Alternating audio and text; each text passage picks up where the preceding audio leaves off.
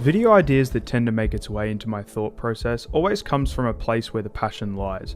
Regardless of whether or not it's praise or criticism, there's always enough passion in there to warrant me going through the process of sharing my thoughts to the people on the internet. For this instance, it's totally the first half of that coin. Darkwood is the topic of today's video, and this has been a long time coming. The moment I finished this game, I knew I wanted to have all the possible exposure it could get. So in my attempts to get you to ride along for the journey, I'm going to delve into what exactly makes this game so special.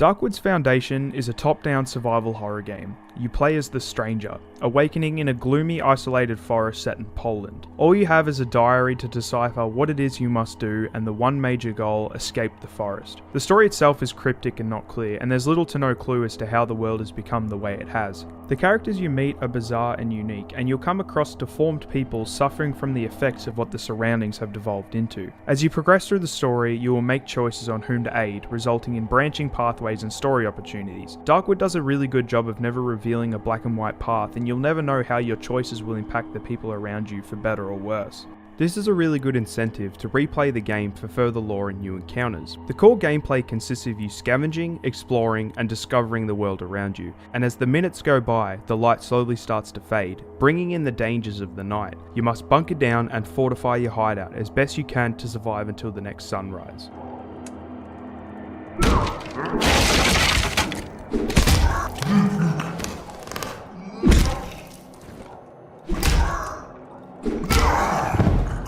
The enemies of this game are terrifying, and although at the start you'll be feeling quite confident, mostly due to the first hideout's tame and secure home compared to the deeper roots the forest possesses, you'll be facing wild dogs and mooses to begin with, but by the end you'll be against chompers, centipedes, and other creepy mutations that I don't want to spoil or give away. Combat is simple and straightforward, and each weapon has a quick and slow attack consuming energy upon each swing. To some players it may feel clunky and slightly off, but it's easily adaptable, and it feels very similar to games of its genre, like Silent Hill, where the clunkiness adds to the stress of combat in a positive way.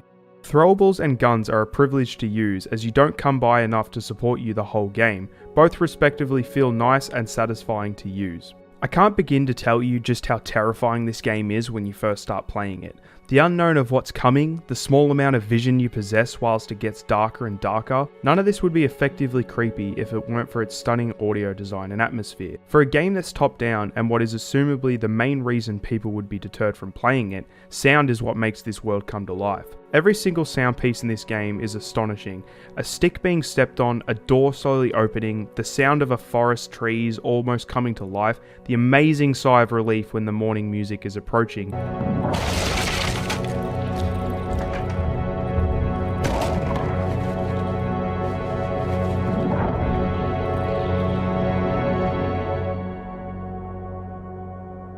Darkwood has multiple ways of upgrading, which all in itself require tactical consideration, as supplies can be sparse if not adequately prepared. The first way is by collecting mushrooms around the forest. This will give you unique abilities that can really help you in dire situations. Handy tricks like being able to sprint without limits for a short amount of time is very useful for a hasty escape. However, this upgrade system has a caveat. After subsequent upgrades, you will need to select a negative trait to coexist, so you never feel too strong. The second major upgrade system is crafting and fortifying yourself in hideout, whether that's to get your next armor set or repairing that window that savages tend to have a soft spot for. Darkwood will keep you stressed, much like a survival horror game, in terms of hoarding your precious resources. On top of upgrades, there is a reward for surviving each night, as a friendly NPC will be awaiting in your hideout the next morning. Depending on what hideout you survived in, you will accumulate reputation points that can be spent on all kinds of survival and handy components for upgrades.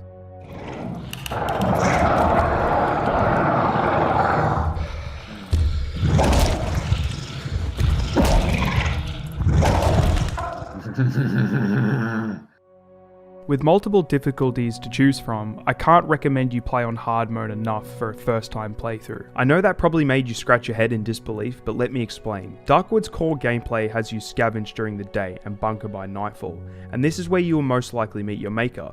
But if you're experiencing the game below hard, outside of losing a few items in your inventory, there's no real punishment for dying. You simply wake up the next morning safe and ready to go back to exploring. However, if you play on hard, you are limited to 4 chances. This adds another level of intensity and how the stakes are much higher now if you lose a life. Resulting in a failed playthrough, you will take your improved knowledge and experience to improve your time efficiency and productivity, and with how the map is randomly generated, it will still stay somewhat fresh discovering the same landmarks again and again.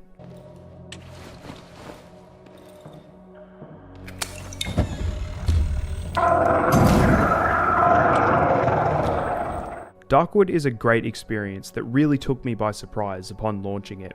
I was sucked into the horror and the world, and it opened up a part of me that I never thought I'd do, and that is speedrunning.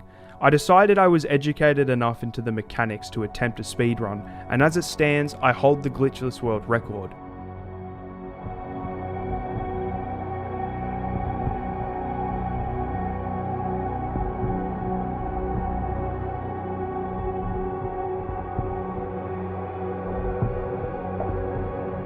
It's really cool to see that games like this rival games armed with a much higher budget and development team, and what the people did at Acid Wizard Studios is highly commendable.